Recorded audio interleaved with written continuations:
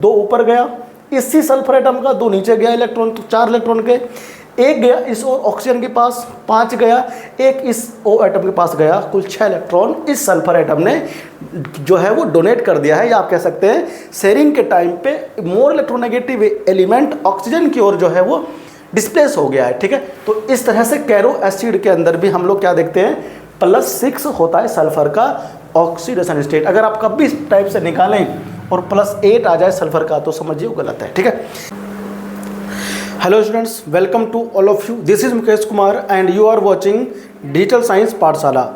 Students, last class में मैंने आप सभी को समझाया था कि आप ऑक्सीडेशन नंबर कैसे कर सकते हो कैलकुलेट अपने चैप्टर रिडॉक्स रिएक्शन में।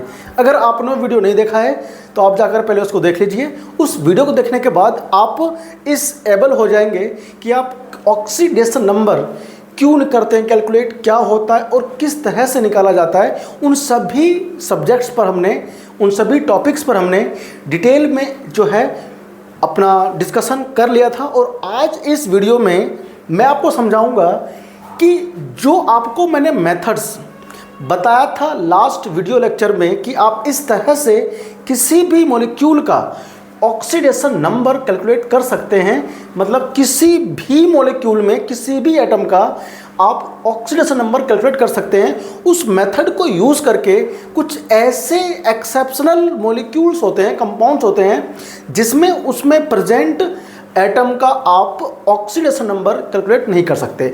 उसके लिए कुछ अलग स्ट्रक्चर्स होते हैं, स्पेशल केसेस होते हैं, उसको हमें फॉलो करना पड़ता है। और विदाउट स्ट्रक्चर आप उसका ऑक्सीडेशन नंबर कैलकुलेट नहीं कर सकते। तो कुछ ऐसे 7 से 8 मॉलिक्यूल हैं, कंपाउंड्स हैं, जिनके स्ट्रक्चर के बिना आप उसमें प्रेजेंट एटम का ऑक्सीडेशन नंबर कैलकुलेट नहीं कर सकते।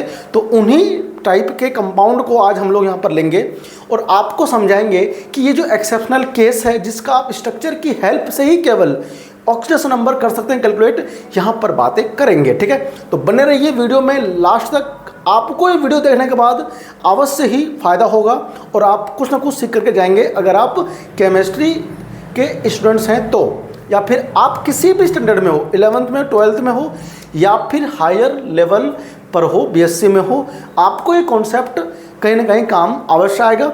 और अगर आप 12th स्टैंडर्ड की इलेक्ट्रोकेमिस्ट्री पढ़ते हैं तो वहाँ पर इसका बहुत ज़्यादा यूज होता है। ये चैप्टर आपको पढ़ना पड़ता है 11th में। अगर आपने नहीं भी पढ़ा है तो आज आप लोग सीख जाएंगे। चलिए तो स्टार्ट करते हैं आज अपना ये अगला लेक्चर रिडॉक्स रिएक्शन का। स्टूडेंट्स, हम लोग जो आज हेडिंग लिखेंगे सबसे पहले, उस हेडिंग का नेम होगा कि calculation of oxidation number. Heading होगा calculation of oxidation number, oxidation number of some special cases by using structure, यानी कि आप स्ट्रक्चर का यूज करके क्या करते हो, हाँ, ऑक्सीडेशन नंबर जो है उसे कैलकुलेट करते हो। ठीक है स्टूडेंट्स, तो ये वीडियो लेक्चर आपके लिए बहुत इंपॉर्टेंट होने वाला है। अगर आप पहली बार आए हो इस प्लेटफॉर्म पर तो इस चैनल को सब्सक्राइब जरूर कर दें, जिसका नाम है डिजिटल साइंस पाठशाला, और प्रेस कर लें बेल आइकन को, ताकि आपको जब भी मेरा वीडियो आए नोटिफिकेशन मिलता रहे। चलिए शुरू करते हैं। तो इसमें सबसे पहला जो मेरे पास कंपाउंड है स्टूडेंट्स, वो है CrO5। ठीक है, ये CrO5 एक ऐसा मॉलिक्यूल है जिसमें अगर आप Cr का कैलकुलेट करेंगे ऑक्सीडेशन नंबर, तो आप जो एक्सपेक्ट कर रहे हैं, मतलब जो तरीके से मैंने आपको सिखाया था निकालना, कैलकुलेट करना, अगर आप उस मेथड से करेंगे कैलकुलेट तो इसका जो ऑक्सीडेशन नंबर है वो कुछ और आएगा, जो कि गलत है। आइए करते हैं चेक कैसे। देखो, हम सपोज कीजिए कि आपने इसका x लेट कर लिया, तो x हो गया Cr का ऑक्सीडेशन नंबर। अब क्यों x लेट किया है, क्यों लेट करते हैं, इन सभी सवालों का जवाब मैंने इससे पिछले वीडियो में दिया हुआ है। तो आप जाकर के प्लेलिस्ट में, जिसका नाम होगा रिडॉक्स रिएक्शन, उसमें ये सेकंड वीडियो है, इससे फर्स्ट वीडियो को आप देखिए, आपको पता चल जाएगा कि हमने इसे x क्यों लिया है। ठीक है, फिलहाल बढ़ते आगे। तो Cr का हमने x लेट कर लिया है। ऑक्सीजन का जो चार्ज होता है वो हमेशा -2 हम लेकर के चलते हैं ऑक्सीडेशन नंबर। एक O का होगा -2, यहाँ पर कुल 5 O है तो 5 से करेंगे मल्टीप्लाई। इस मॉलिक्यूल पे ऊपर कोई भी चार्ज नहीं है, अगर कोई भी चार्ज नहीं है तो हम चार्ज लेंगे 0। अब अगर हम करें कैलकुलेट तो x - 10 = 0 और x की वैल्यू यहाँ से हो रहा है कैलकुलेट कितना बताओ, +10।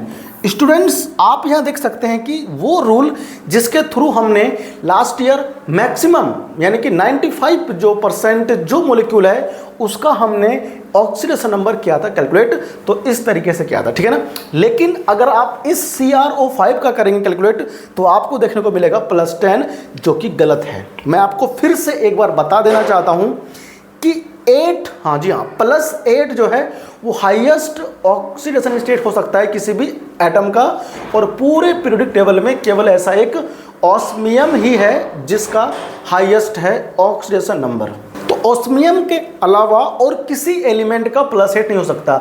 इसके बाद होता है उससे कम 7 जो कि होता है मैग्नीज का, ठीक है ना। बढ़ते हैं आगे, तो ये +10 जो है एक्चुअली गलत है, तो इसका एक्यूरेट क्या होगा स्टूडेंट्स। इसका एक्यूरेट स्ट्रक्चर बनाने के लिए हमें इसके स्ट्रक्चर को समझना पड़ेगा। देखिए अब इसका जो स्ट्रक्चर है वो मैं यहाँ पर ड्रॉ करने जा रहा हूँ, जो आपको देखना चाहिए ध्यान से और समझना चाहिए। और एक बार अगर आप स्ट्रक्चर यहाँ पर देख लोगे तो आप खुद से बना करके ट्राई जरूर कीजिएगा, अदरवाइज आपको आएगा प्रॉब्लम। देखिए Cr एक एटम है जो कि सेंट्रल मैटर एटम हम लोग कहते हैं। अब देखो अगर आपको ये पता करना हो कि सेंटर में कौन रहेगा तो आप किसी मॉलिक्यूल में देखिए 99% केस में वो मॉलिक्यूल जो लेस नंबर में होगा उसको हम लोग सेंट्रल एटम कहेंगे। यानी कि यहाँ पर जो CrO केवल एक है, O कितना है 5 है, तो Cr हमारा सेंटर रहेगा। अब यहाँ हम लोग O ले लेते हैं, यानी एक ऑक्सीजन एटम जो होगा इस Cr के साथ में डबल बॉन्डेड होंगे। उसके बाद जो 4 ऑक्सीजन एटम होंगे वो इस प्रकार से साथियों आपस में बॉन्डेड होंगे। देखो ये जो Cr एटम है उसके साथ में ये जो ऑक्सीजन है वो सिंगल बॉन्ड से बॉन्डेड है। इसी प्रकार से ये जो ऑक्सीजन है नेक्स्ट, ये हमारा केवल एक ही ऑक्सीजन एटम से बॉन्डेड है ना। इसी प्रकार से ये है बॉन्डेड, इसी प्रकार से हमारा देखो ये है बॉन्डेड। तो इस टाइप से क्या है कि कुल मिलाकर के ये बॉन्डेड है 4 ऑक्सीजन एटम Cr से सिंगल बॉन्डेड से। अब ये जो बचा ऑक्सीजन ये इस प्रकार से बॉन्डेड होता है और ये इस प्रकार से होता है बॉन्डेड। आप ध्यान से देखो देख करके कि ये स्ट्रक्चर कैसा है। ऑक्सीजन एटम के बीच में जो बॉन्ड होता है उससे हम लोग क्या कहते हैं बताइए, हाँ उससे हम लोग कहते हैं पर ऑक्साइड लिंकेज, पर ऑक्साइड लिंकेज कहते हैं। अब एक ही टाइप के एटम के बीच में कोई बॉन्ड हो तो वहाँ पे इलेक्ट्रॉन का डिस्प्लेसमेंट होगा ही नहीं, यानी कि दोनों ही सेम इलेक्ट्रोनेगेटिव एलिमेंट है तो इलेक्ट्रॉन का डिस्प्लेसमेंट नहीं होगा। तो जब इलेक्ट्रॉन का डिस्प्लेसमेंट नहीं होगा तो चार्ज का भी क्या होगा उसके ऊपर, हाँ चार्ज भी उसके ऊपर कोई अराइज नहीं होगा, यहाँ पर कोई भी चार्ज नहीं आएगा। और हम चार्ज को ही तो कहते हैं ऑक्सीडेशन नंबर। तो यहाँ हो गया peroxide linkage, no charge develop. अब देखो ध्यान से, ये जो Cr है इसको देगा 1 इलेक्ट्रॉन, अब 2 देगा इसको, कितना हो गया 3 हो गया, 1 देगा इसको कुल कितना हो गया 4 हो गया, 1 देगा इसको कुल कितना 5 हो गया, 1 देगा इसको 6। यानी कि इस प्रकार से Cr जो है केवल 6 इलेक्ट्रॉन लूज कर रहा है। 2 इलेक्ट्रॉन तो लूज कर रहा है किसको, ऊपर वाले ऑक्सीजन को, 1 इसको। अब क्योंकि ये भी पर ऑक्साइड लिंकेज है ना, तो यहाँ पर भी क्या होगा कोई भी चार्ज नहीं आएगा स्टूडेंट्स। पर ऑक्साइड लिंकेज हम इसको भी क्या करते हैं, ठीक है। अब इसका स्ट्रक्चर का नाम क्या है, देखो ये होता है नीले रंग का, ये होता है डीप ब्लू कलर का, डीप ब्लू कलर, ठीक है, ये आपको ध्यान रखना है। अब हम इसको बोलते हैं blue butterfly, blue butterfly structure हम इसको कहते हैं, ठीक है। ये चीज़, ये नाम आपको ध्यान रखना है। ये था हमारा सबसे पहला ऐसा कंपाउंड जिसका आप ऑक्सीडेशन नंबर कैलकुलेट करते हैं, उसमें Cr एटम का वो विदाउट स्ट्रक्चर नहीं हो सकता, ठीक है। ये हमारा है रॉन्ग, ठीक है ना। कौन सा बताओ, ये हमारा क्या है, रॉन्ग है। तो इस तरह से हम लोग कैलकुलेट नहीं करते।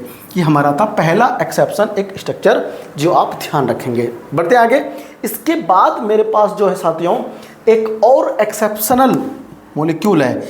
नंबर 2 पे आप लोग यहाँ पे लिखेंगे कैरोज एसिड, कैरोज एसिड्स, ठीक है साथियों। देखिए कैरोज एसिड्स, कैरोस एसिड्स कौन से होते हैं? कैरोस एसिड्स हम लोग कहते हैं H2, जी हाँ, H2SO5, हम इसे कहते हैं कैरोस एसिड। स्टूडेंट्स इसमें जो है वो हमें सल्फर का करना है कैलकुलेट ऑक्सीडेशन नंबर। जी हाँ, ये क्या बताओ, कैरोस एसिड, इसमें आपको सल्फर का करना है कैलकुलेट ऑक्सीडेशन नंबर। अगर हम लोग देखें जिस तरह से करते हैं कैलकुलेट वैसे निकालते हैं। पहले सल्फर का X सेलेक्ट कर लेते हैं, हाइड्रोजन का जो होगा वो +1 होगा, यहाँ पर 2 हाइड्रोजन है, 2 से 2, और यहाँ प्लस क्या होगा बताओ, 5 × 2 माइनस, ये -2 कहाँ से आ गया, एक ऑक्सीजन एटम का -2 होता है, तो 5 यहाँ पर टोटल ऑक्सीजन एटम है, तो हम 5 से करेंगे मल्टीप्लाई। इस पूरे मोलिक्यूल पर कोई भी चार्ज नहीं है, तो यहाँ क्या लगाएंगे, 0। X +2 और माइनस कितना हो गया बताओ, हाँ माइनस यहाँ पर हो जाएगा, 10 = 0। जब आप इसे करेंगे कैलकुलेट तो आपको देखने को मिलेगा +8। स्टूडेंट्स +8 आ रहा है ऑक्सीडेशन स्टेट, देखिए यहाँ पर +8 लिखा एक्चुअली है। +8 सल्फर का कभी भी नहीं हो सकता। सल्फर के आउटर मोस्ट सेल में मैक्सिमम इलेक्ट्रॉन जो होता है साथियों वो होता है कितना, हाँ 6, तो 6 इलेक्ट्रॉन ही वो डोनेट कर सकता है। तो जो सल्फर है वो मैक्सिमम +6 ऑक्सीडेशन नंबर शो कर सकता है, तो यहाँ पर +8 शो हो रहा है, +8 जो कि इम्पॉसिबल है फॉर सल्फर। ठीक है, चलिए पढ़ते हैं आगे। इसका करेक्ट क्या होगा, तो करेक्ट इसका आप तभी कैलकुलेट कर पाएंगे जब आप इसका स्ट्रक्चर ड्रॉ कर लेंगे। ठीक है, तो आइए हम इसका स्ट्रक्चर ड्रॉ कर लेते हैं और आपको बताते हैं बहुत जल्दी से इसका ऑक्सीडेशन नंबर क्या होगा। तो सबसे पहले आपको मैंने कहा कि आपको सेंट्रल एटम लिखना पड़ेगा। अब H2SO5 में सल्फर कम मात्रा में, एक ही तो एटम है, तो वो होगा आपका सेंट्रल एटम। सेंट्रल एटम के साथ हम लोग पहले ऑक्सीजन को करेंगे कंबाइन, उसके बाद हम लोग इसमें क्या करते हैं, एक ऑक्सीजन नीचे भी लेके चलते हैं। ठीक है, ये दो आपको पहले ऑक्सीजन जो है वो डबल बॉन्ड से इसके साथ में बॉन्ड करना है ना, बॉन्डेड करना है। उसके बाद में आप यहाँ लेंगे ऑक्सीजन, इधर H लगाएंगे, इसके बाद आप लोग इधर ऑक्सीजन और एक और ऑक्सीजन, फिर यहाँ पर आप H लगाएंगे। देखिए ध्यान से स्टूडेंट्स, यहाँ आपको देखने को मिल रहा होगा कि यहाँ ऑक्सीजन एटम के बीच में एक बॉन्ड है, तो यहाँ भी क्या है, एक पर ऑक्साइड लिंकेज देखने को मिल रहा है। क्या बताओ, हाँ पर ऑक्साइड लिंकेज देखने को मिल रहा है, हम इसे कहते हैं पर ऑक्साइड लिंकेज। साथियों पर ऑक्साइड लिंकेज जो है वो ऑक्सीजन एटम के बीच में हमेशा एग्जिस्ट करता है। यहाँ पर दोनों ही सेम एटम है, इसलिए क्या होगा, यहाँ इलेक्ट्रॉन का ट्रांसफ़र नहीं होगा, तो यहाँ केवल H की वजह से आएगा, तो यहाँ -1 आएगा, यहाँ +1 आ जाएगा इसके ऊपर। इस सल्फर का देखते हैं, इस ऑक्सीजन के साथ में है बॉन्ड, तो इसका इलेक्ट्रॉन यहाँ पर डिस्प्ले होगा, तो यहाँ -1 हो जाएगा, यहाँ -2 होगा, यहाँ भी -2 होगा। देखो इस सल्फर का जो इलेक्ट्रॉन कहाँ ट्रांसफ़र हो रहा है, 2 तो ऊपर हो रहा है, +2 आएगा इसकी वजह से इसके ऊपर। अब इधर की तरफ एक इलेक्ट्रॉन शेयर हो गया, तो एक यहाँ और फिर 2 इधर, फिर से तो 2 और 2 4 और एक 5, एक इलेक्ट्रॉन इस सल्फर का जो है इस ऑक्सीजन एटम की ओर डिस्प्लेस हो गया होगा। तो इस सल्फर के ऊपर फिर से मैं आपको बताना चाहूँगा +6 जो हुआ है वो ऑक्सीडेशन नंबर निकल कर आया है, ये आपको पता होना चाहिए। एक सल्फर एटम का 2 ऊपर गया, इसी सल्फर एटम का 2 नीचे गया इलेक्ट्रॉन, तो 4 इलेक्ट्रॉन के, एक गया इस और ऑक्सीजन के पास, 5 गया, एक इस O एटम के पास गया, कुल 6 इलेक्ट्रॉन इस सल्फर एटम ने जो है वो डोनेट कर दिया है, या आप कह सकते हैं शेयरिंग के टाइम पे मोर इलेक्ट्रोनेगेटिव एलिमेंट ऑक्सीजन की ओर जो है वो डिस्प्लेस हो गया है। ठीक है, तो इस तरह से कैरो एसिड के अंदर भी हम लोग क्या देखते हैं, +6 होता है सल्फर का ऑक्सीडेशन स्टेट। अगर आप कभी इस टाइप से निकालें और +8 आ जाए सल्फर का, तो समझिए वो गलत है। ठीक है, इसके बाद जो मेरे पास नेक्स्ट है वो है मार्शल्स एसिड। साथियों थर्ड एग्जाम्पल है, उसका नाम क्या बताओ, हाँ उसका नाम है मार्शल्स एसिड। जी हाँ साथियों, मार्शल्स एसिड ये आपका तीसरे नंबर का ऐसा कंपाउंड है जो कि यहाँ पर हमें आपको स्ट्रक्चर की हेल्प से बनाकर समझाना है। ठीक है, उसका नाम है H2S2O8। जी हाँ साथियों, मार्शल्स एसिड जो होगा वो H2, बताइए H2S2O8 ये हो गया। अब साथियों यहाँ पर देखने वाली बात ये है कि यहाँ हमें सल्फर पे जो है ऑक्सीडेशन स्टेट हमें सल्फर का करना है कैलकुलेट। ठीक है ना, अब सल्फर का मुझे ऑक्सीडेशन नंबर कैलकुलेट करना है, वो कैसे होगा तो यहाँ पर मैं आपको वो बताऊंगा, ठीक है ना। अब देखो आप सभी को H2SO4 का स्ट्रक्चर पता होना चाहिए।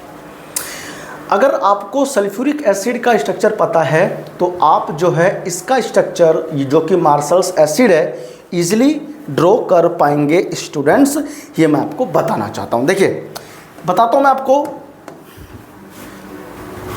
H2SO4 जो स्ट्रक्चर है वो इसका कैसा होता है बताइए। इसका जो स्ट्रक्चर है वो होता है S double bond oxygen oxygen है ना, आपको 2 ऐड करने हैं, एक OH आपको इधर लगाना है, एक आपको OH इधर लगाना है, ठीक है, ये आपको नहीं भूलना है। देखो ये होता है सल्फ्यूरिक एसिड का स्ट्रक्चर।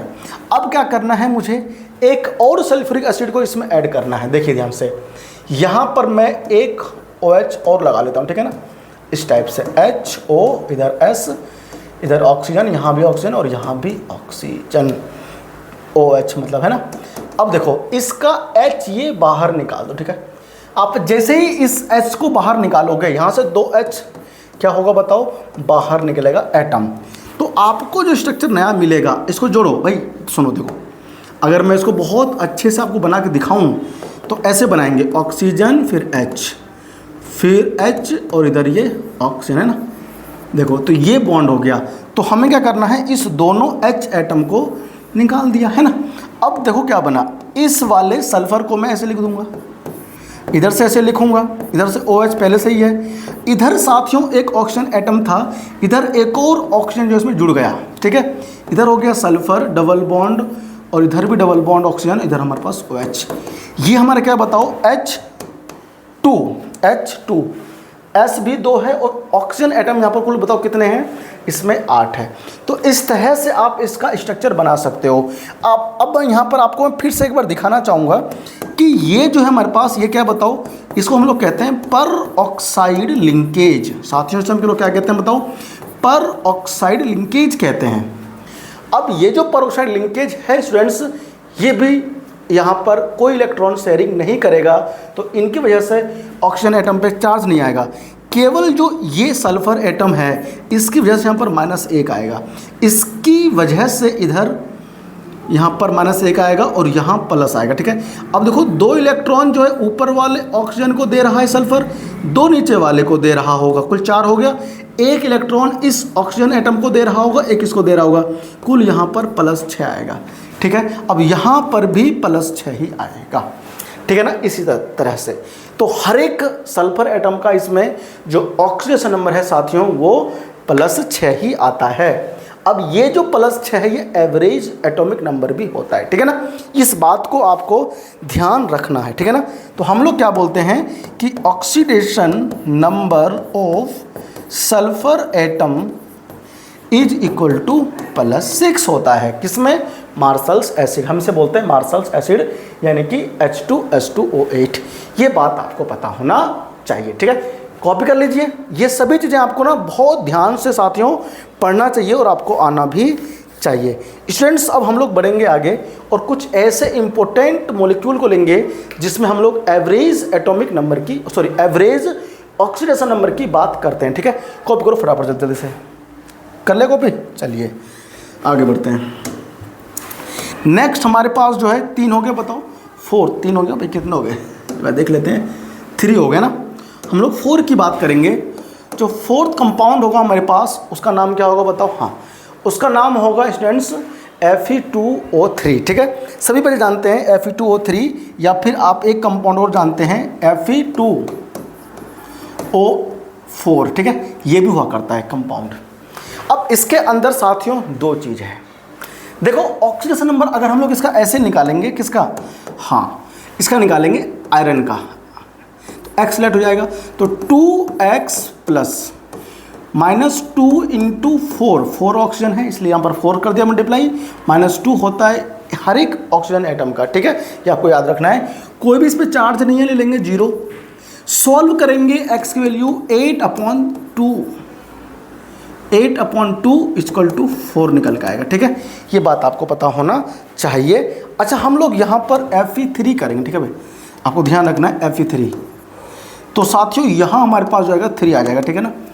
3 एक्चुअली ये होता है Fe3O4 है ना, इसमें हमें करना है कैलकुलेट। तो यहाँ पर हमें 8/3 मिलेगा देखने को, ठीक है। अब ये 8/3 जो आपको देखने को मिला ऑक्सीडेशन नंबर, ये एक्चुअली क्या है समझो। Fe3O4 ये मॉलिक्यूल है, इसमें जो मेरे पास आयरन एटम है फेरम, उसका ऑक्सीडेशन स्टेट जो है वो 8/3 है साथियों। ये एक्चुअली होता क्या है, एवरेज एटॉमिक नंबर होता है। ये फ्रैक्शनल क्यों आया, जहां भी आपको फ्रैक्शनल ऑक्सीडेशन नंबर दिखाई दे जाए आप समझ जाएंगे कि वो जो है उसका उस मॉलिक्यूल में एवरेज ऑक्सीडेशन नंबर है। ये बात आपको ध्यान रखना है, ठीक है। चलिए बढ़ते हैं आगे। ये कैसे बना, देखिए ये आया कैसे, एक्चुअली हमें ये समझना है। अब मेरे पास Fe3O4 है स्टूडेंट्स। अब Fe3O4 है तो ये 2 टाइप के मॉलिक्यूल से मिलकर के बना होता है। देखो एक हमारे पास होता है Fe2O3, एक होता है FeO, फेरस ऑक्साइड। जी हाँ, फेरस ऑक्साइड और फेरिक ऑक्साइड जो होता है वो 2 टाइप का मेरे को यहाँ पर मिलकर, है ना, मतलब मिलता है हमें, ठीक है ना। तो आपको ये कैसे मिला, तो ये जो आप यहाँ पे लिखेंगे ना, इसके थ्रू हम आपको समझाएंगे कि ये कैसे आया। तो आप इसको बोलोगे average oxidation number of Fe, ठीक है ना। क्या है ये बताओ, ये एवरेज ऑक्सीडेशन नंबर है किसका, Fe का, ठीक है। कैसे निकल के आता है, तो एवरेज, देखो यहाँ पर मैं लिख रहा हूँ एवरेज, इधर मैं लिख देता हूँ, ठीक है ना। आपको पता होना चाहिए कैसे करते हैं calculate average oxidation number of atom. कैसे निकालेंगे, इन अ मॉलिक्यूल, एक मॉलिक्यूल में, ठीक है। कैसे निकालेंगे, देखो यहाँ पर मैं आपको निकाल के भी दिखा रहा हूँ। टोटल चार्ज प्रेजेंट, यानी कि टोटल चार्ज कितना है एलिमेंट का, है ना, वो आपको लिखना है। Total charge present in total charge of element present in compound, compound में कितना चार्ज टोटल है वो, upon total number of atom, total number of atom, ठीक है। ये बात आपको ध्यान रखना है, मतलब टोटल नंबर कितने हैं वो प्लस उसका चार्ज कितना है उस एलिमेंट का, ये बात आपको पता होना चाहिए, ठीक है। चलिए आइए बात करते हैं कैसे निकल के आया। अब देखो ध्यान से,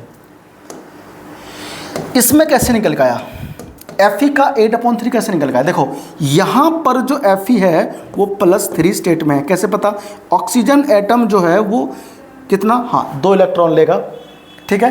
3 मिलकर कितना लेगा बताओ, 6 इलेक्ट्रॉन। तो 6 इलेक्ट्रॉन कौन देगा, एक Fe उसको 3 देगा, 2 मिलकर 6 देगा।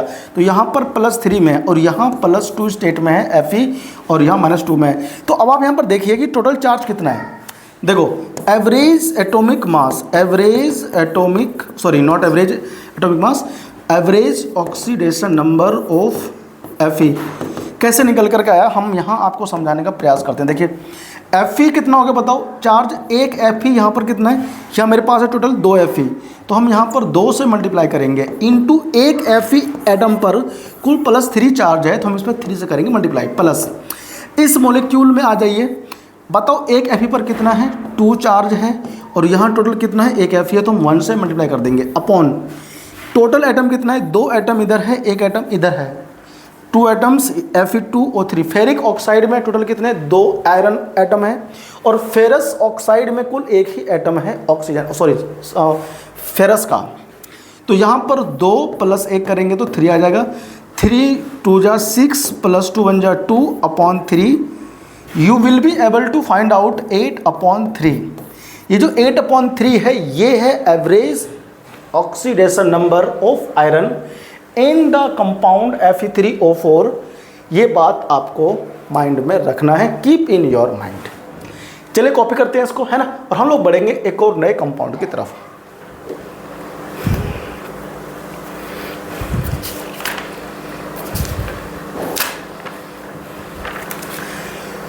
तो 4 आपने कर लिया स्टूडेंट्स, नेक्स्ट बढ़ते हैं। नेक्स्ट मेरे पास है एक और बेहतरीन कंपाउंड, उसका नाम है थायोनेट, टेट्राथायोनेट। स्टूडेंट्स ये भी बहुत ज़्यादा इंपॉर्टेंट है। S4O6 tetrathionate. जी हाँ, ये फिफ्थ हो गया मेरे पास में, टेट्राथायोनेट। इसका जो होता है फॉर्मूला वो S4O6 2 नेगेटिव होता है स्टूडेंट्स। ठीक है, ये बात आपको ध्यान रखना। S4 2 नेगेटिव जो होता है वो होता है इसका क्या, हाँ, फॉर्मूला। अब इसमें आपसे सल्फर एटम का पूछा जाएगा ऑक्सीडेशन नंबर, कि बताओ भाई इस मॉलिक्यूल में सल्फर एटम का ऑक्सीडेशन नंबर कितना होगा। चलिए करते हैं कैलकुलेट। देखो सल्फर का हम लोग एक्स लेट कर लेते हैं, तो यहां पर एक सल्फर का एक्स लेट किया हुआ है, तो 4 सल्फर का बताओ कितना हो जाएगा, 4 से मल्टीप्लाई प्लस एक ऑक्सीजन एटम का जो हमेशा हम लोग चार्ज लेकर चलते हैं वो -2 लेकर चलते हैं। क्यों लेकर चलते हैं उसके लिए आपको इससे प्रीवियस वीडियो जरूर देखना चाहिए। तो -2 इसमें हो जाएगा, इनटू कर देंगे किसमें, 6 की। क्यों करेंगे भाई 6 की मल्टीप्लाई, क्योंकि यहाँ पर 6 ऑक्सीजन एटम है, इस पूरे मॉलिक्यूल पे चार्ज अवेलेबल है जो आपको यहाँ पर दिखाई दे रहा होगा, और वो चार्ज है -2। बढ़ते आगे, 4x हो जाएगा, -12 इक्वल टू -2 आफ्टर सॉल्विंग आपको क्या मिलेगा बताओ, +10 और x इक्वल टू +10/4, इसको करो डिवाइड तो 5/2। जी हाँ, ऑन सिंप्लीफाइंग आपको मिलता है 5/2 oxidation number of sulphur in molecule tetrathionate. ठीक है, तो टेट्राथायोनेट जो है इसके अंदर x इक्वल टू 5/2 आ रहा है। x यानी कि हमने लेट किया था ऑक्सीडेशन नंबर सल्फर का x। ठीक है, तो जो कि ये निकल के आ रहा है, एक्चुअली ये भी एवरेज ही एटॉमिक नंबर है। आइए देखते हैं कैसे, ये भी आप लोग स्ट्रक्चर की हेल्प से ही कर पाओगे कैलकुलेट। टेट्राथायोनेट हमारे पास जो है वो ये है, इसका स्ट्रक्चर कैसे बनेगा बहुत ज़्यादा इंपॉर्टेंट है। आइए समझते हैं। 4 सल्फर है, देखो 4 सल्फर को आप लोग कैसे करोगे अरेंज। 4 सल्फर एटम यहाँ प्रेजेंट है इस आयन में, तो सल्फर हो गया 1 2 3 4। देखो इस तरह से आपको 4 सल्फर जो है सिंगल बॉन्ड से करना है, बॉन्डेड। अब यहाँ देखिए 6 ऑक्सीजन एटम है, आपको फर्स्ट सल्फर एटम पे 2 लगाना है ऊपर, 2 लगाना है नीचे, और लास्ट एटम पर भी आपको 2 ऊपर और 2 नीचे लगाने हैं ऑक्सीजन एटम। ठीक है, इस पर आपको यहाँ पर ऑक्सीजन जोड़ना है, इस पर 1 माइनस, इधर 1 माइनस। ठीक है स्टूडेंट्स, देखो इस तरह से हम लोग क्या करते हैं इसका, जी हाँ, टेट्राथायोनेट का स्ट्रक्चर ड्रॉ करते हैं, जो कि बहुत ही ज़्यादा क्रूशियल है आपके लिए। आप इसको ना अपने आप से एक बार ध्यान से देखिए और फिर बिना देखे स्ट्रक्चर बना के जरूर देखिए, तभी आपको आएगा। चलिए बढ़ते हैं आगे। देखिए एक ऑक्सीजन एटम का इसमें है, यहाँ पर इस तरफ 2 एक इधर गया इलेक्ट्रॉन, 2 ऊपर जाएगा तो 3 और 2 नीचे गया तो 5। देखो इधर इलेक्ट्रॉन कोई शेयर नहीं होगा, आपको ध्यान रखना है इस तरफ इलेक्ट्रॉन कोई शेयर नहीं होगा क्योंकि दोनों सल्फर एटम है। तो यहाँ जो सल्फर है वो +5 में रहेगा साथियों। अभी तक आप +6 में देख रहे थे, और इस स्ट्रक्चर में टेट्राथायोनेट के अंदर आपको सल्फर एटम जो है +5 में आपको दिखाई दे रहा है। ठीक है, इसी प्रकार से यहाँ भी सल्फर जो है वो +5 ऑक्सीडेशन नंबर में है। अब मैंने आपको क्या समझाया था कि एवरेज एटॉमिक नंबर, जी हाँ एवरेज नॉट एटॉमिक नंबर यार, एवरेज ऑक्सीडेशन नंबर, मैं पगला गया हूँ लग रहा है। एवरेज ऑक्सीडेशन नंबर जो हम लोग यहाँ लिखेंगे ऑफ सल्फर एटम, है ना। तो कैसे निकालोगे बताओ। देखो यहाँ पर इस सल्फर पर कुल कितने चार्ज है बताओ, 5 हो गया, और एक ही तो है बस सल्फर, प्लस यहाँ तो कुल कितना है 5 और एक ही तो हो गया 1 अपॉन कितना होगा बताओ, कुल एटम कितने हैं बताओ इसमें सल्फर के जो कुल एटम है साथियों वो 1 2 3 4 है, यहाँ 4 लिख देंगे। तो बताओ 10 अपॉन कितना हो गया 4, और हम यहाँ पर करेंगे क्या, हाँ डिवाइड आपस में करेंगे इसको सिंप्लीफाई, तो 5/2 देखने को मिलेगा। तो साथियों ये जो आप निकालते हो ना इसका x लेट करके, ये इसका एवरेज ऑक्सीडेशन नंबर होता है कैलकुलेट, और हम उसको इस तरह से करते हैं। ठीक है ना, ये तरीका सही नहीं है इसके लिए, ये एक्सेप्शनल केस है जो आपको पता होना चाहिए। चलिए ठीक है, बढ़ते आगे। और एक और मेरे पास महत्वपूर्ण कंपाउंड है, उसका नाम है ब्लीचिंग पाउडर। साथियों ब्लीचिंग पाउडर आप सभी जानते हो ना, उसका स्ट्रक्चर आप लोग 10th स्टैंडर्ड में ही पढ़ लेते हो। चलिए बात करते हैं, तो कॉपी करिए इसको जल्दी से, कर लिया। चलिए बढ़ते आगे। और ब्लीचिंग पाउडर हमारा जो कुल कितना 5 हो गया ना, अरे कितना हो गया भैया देख लें एक बार, 5 हुआ है ना, 5 कंपाउंड मैंने आपको बताया, 6 से 7 आपको बताऊंगा। 6 यहाँ पर मेरे पास जो है साथियों वो है ब्लीचिंग पाउडर। ब्लीचिंग पाउडर बेहतरीन कंपाउंड जिसे आप पहली बार 10th क्लास में पढ़ते हो और नाम इसका आप लोग 7th 8th में सुन लेते हो, ठीक है। रंग उड़ाने के लिए फेमस है ये, रंग उड़ाने के लिए फेमस है ये, किसी का भी रंग गायब कर देता है, रंगत चेहरे की। चलिए साथियों बात करते हैं, अगर हम इसका भी एक्सलेट करके करेंगे कैलकुलेट तो आपको जो ऑक्सीडेशन नंबर है वो देखने को मिलेगा क्या। अच्छा पहले बात बताओ इसका फॉर्मूला क्या होता है। इसका फॉर्मूला होता है कैल्शियम ऑक्सीक्लोराइड CaOCl2। पहली बात तो इसका नाम ही बच्चे नहीं पढ़ पाते हैं जल्दी ठीक से कि इसका नाम क्या है, तो मैं आपको बता दूं इस कंपाउंड को हम लोग केमिकली पढ़ेंगे कैल्शियम ऑक्सीक्लोराइड, और इसको हम लोग शॉर्ट फॉर्म में कहते हैं ब्लीचिंग पाउडर। और इसमें हमें कैल्शियम एटम का निकालना है ऑक्सीडेशन नंबर। ऑलवेज आप लोग देखते हो कि कैल्शियम जो होता है एल्कलाइन अर्थ मेटल होने की वजह से इसका ऑक्सीडेशन नंबर +2 देखने को मिलता है, लेकिन यहाँ पर बात करेंगे तो हमें कुछ और ही सच्चाई दिखाई देगा। एक्सलेट कर लेते हैं, कैल्शियम का +2 हो जाएगा माइनस में ऑक्सीजन का, एक Cl का -1 होता है, यहाँ कुल टोटल 2 है, 2 से मल्टीप्लाई कर देंगे और यहाँ हमारा प्लस होना चाहिए था। इस टोटल कंपाउंड पर कोई भी चार्ज नहीं तो हम लोग 0 चार्ज लेके चलेंगे, ठीक है। x हो गया -2 = 2। अच्छा साथियों यहाँ देखो ध्यान से, ऑक्सीजन जो है वो -2 में है, ठीक है। अब हमें इसका स्ट्रक्चर ड्रॉ करना पड़ेगा पहले तो, है ना। पहले मैं आपको समझा दूं कि यहाँ पर जो क्लोरीन एटम है वो ऑक्सीजन एटम के साथ बॉन्डेड है, तो वो प्लस में शो करेगा अपना ऑक्सीडेशन नंबर, क्योंकि क्लोरीन जो है वो अपने से ज़्यादा इलेक्ट्रोनेगेटिव एलिमेंट ऑक्सीजन के साथ बॉन्डेड है, ठीक है। तो ये बात आपको पता होना चाहिए। एक्चुअली स्टूडेंट्स हमें इसमें कैल्शियम को पता नहीं करना है, हमें इसमें क्लोरीन एटम का पता करना है ऑक्सीडेशन नंबर, ठीक है। जैसा कि मैंने अभी आपको समझाया कि कैल्शियम का तो हमेशा +2 रहता है क्योंकि एल्कलाइन अर्थ मेटल है, तो यहाँ पर भी इसका +2 ही रहेगा। क्षमा करना थोड़ा मेरे से गलती हो गया, ठीक है, एकदम से माइंड स्लिप हो गया तब याद आया, ठीक है ना। तो जो Cl2 है उसमें जो Cl एटम है हमें उसका पता करना है ऑक्सीडेशन नंबर, तो हमें नहीं पता तो हम उसका एक्सलेट कर लेंगे। एक्सलेट कर लेते हैं, 2Cl है तो 2 से मल्टीप्लाई तो ये 2x हो जाएगा प्लस, एक कैल्शियम का जो होता है वो +2 होता है तो हम लोग ले लेंगे +2, और एक ऑक्सीजन का होता है -2 = कोई भी चार्ज इस मॉलिक्यूल पे नहीं है तो ले लेंगे 0। अब 2x + 2 और -2 = 0 सॉल्व करेंगे तो x = आपको 0 देखने को मिलेगा ऑक्सीडेशन नंबर, ठीक है। अब बताओ ऑक्सीडेशन नंबर जो है वो क्लोरीन एटम का ब्लीचिंग पाउडर में 0 दिखाई पड़ता है, तो ऐसा क्यों।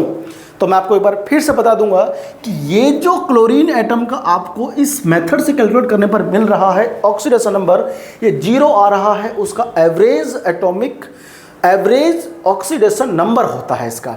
अब अगर हम इसके स्ट्रक्चर को देखेंगे तो यहाँ से आपको साफ साफ दिखाई देगा कि ये कैसे बना है स्ट्रक्चर।